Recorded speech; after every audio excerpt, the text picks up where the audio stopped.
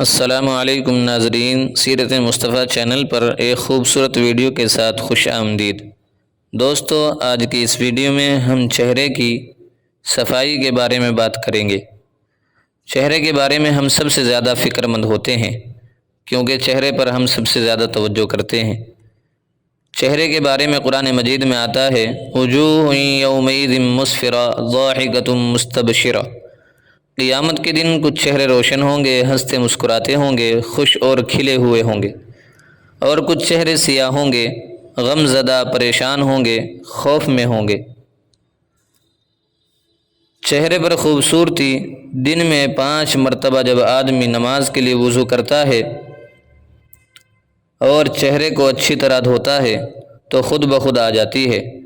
حضور صلی اللہ علیہ وسلم قیامت میں اپنی امت کو اعضائے وضو کے چمکنے کی وجہ سے پہچانیں گے۔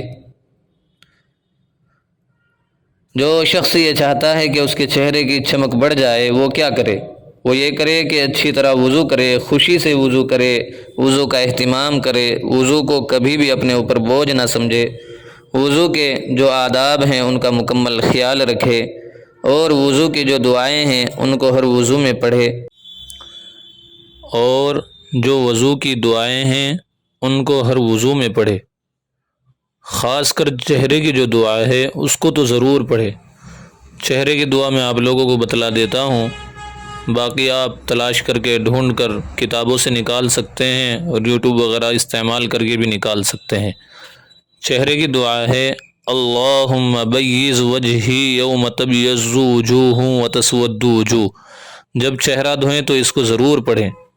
اگر اس طرح آپ وضو کریں گے تو انشاءاللہ العزیز کچھ ہی دنوں میں آپ کا چہرہ ایسا ہو جائے گا، لوگ تعجب کریں گے کہ یہ بندہ چہرے پر کیا لگاتا ہے۔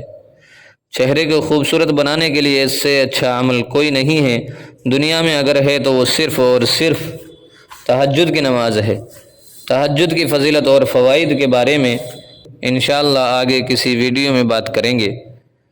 اگر آپ کو ہماری یہ ویڈیو پسند آئی ہو تو لائک، کمنٹ، شیئر ضرور کریں، اور اگر ابھی تک